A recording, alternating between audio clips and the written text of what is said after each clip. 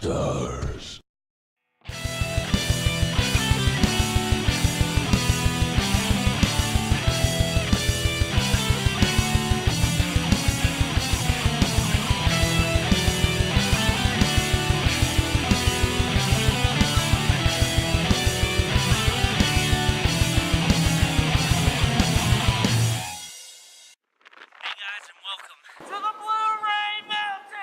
Hey guys, and welcome to my Resident Evil Retrospective, and today we're talking about Resident Evil Apocalypse, directed by Alexander Witt. Resident Evil Apocalypse stars Milla Jovovich, Sienna Guillory, Oded Fuhr. I got that one take. Nice. Mike Epps, Thomas Kretschmann, and Jared Harris. Gotta clear my throat, guys.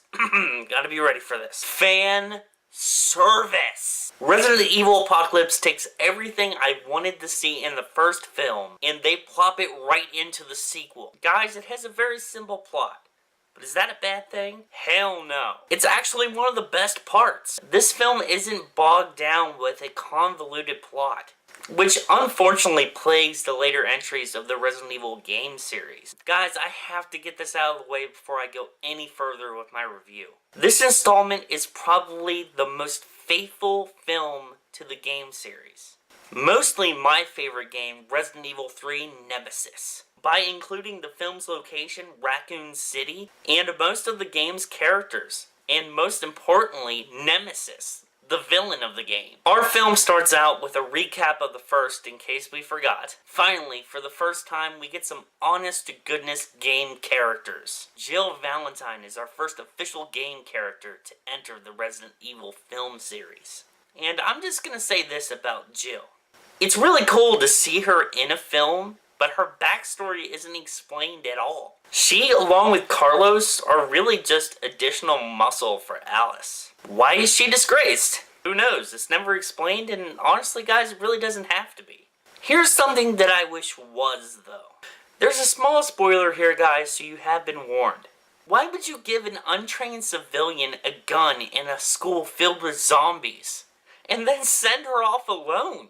Especially since a man with fair skills and not one, but 2 guns offers his assistance. But in any case, guys, Sienna Guillory pulls off Jill Valentine perfectly for me.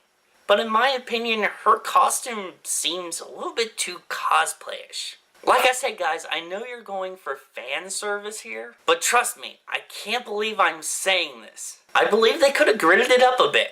I understand why she wears a tube top in the game series, but the movie? Come on, guys. That's actually something that bugged me a lot during the runtime. None of the uniforms in this film had any kind of grit to them.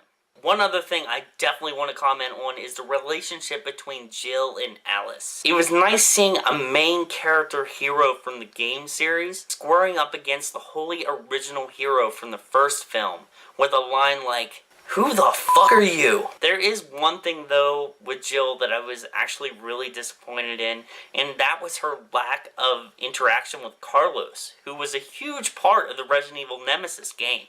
But guys, they made up for it by making Carlos a hard-boiled badass. His introduction alone is incredibly cool. So let's talk about Liam Neeson as the villain. What, he's not the villain? I guess they couldn't get him. Thomas Kretschmann is probably the worst part of this film. He barely gets any screen time, and when he does, he's one of those mustache-twirling villains that always tries to tell you how evil they are. Ooh, I'm so evil. I don't know if it was the actor or the script, but I really just wasn't feeling the villain. I actually think if they cut him out of the film completely, I don't think the movie would be any different. Okay, so there's a graveyard fight scene. I had to mention this scene because it's so incredibly jarring. It's almost as if it was directed by a completely different person. Anderson! When will you learn jump cuts do not work? Lloyd Jefferson Wayne. But you can call me LJ on account of the informal situation. Resident Evil Apocalypse is the first film in this series to try to interject comedy. Insert Mike Epps as LJ. Comedy in an action film is sometimes hard to pull off without becoming annoying, and LJ definitely isn't.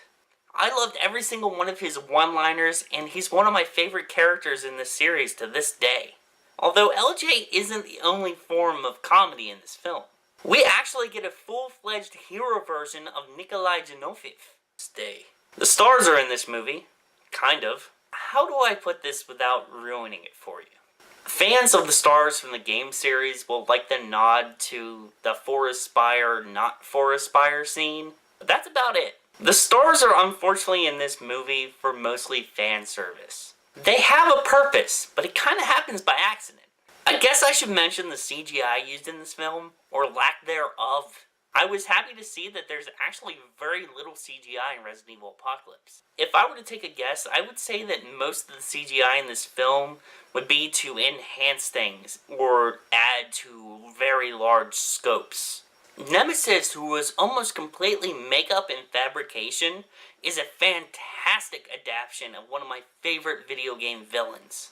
So needless to say, Apocalypse actually holds up more visually than its predecessor. So Milla Jovovich has powers in this one? Listen, guys, as much as I want to say Alice's powers are stupid and over the top, I can't help but actually kind of dig it. They actually helped me get excited to watch Part 3, Extinction. I never thought anything would get me excited for that. Just when we thought it was over, wait, Sir Jorah Mormont of Bear Island, aka Lord Friendzone?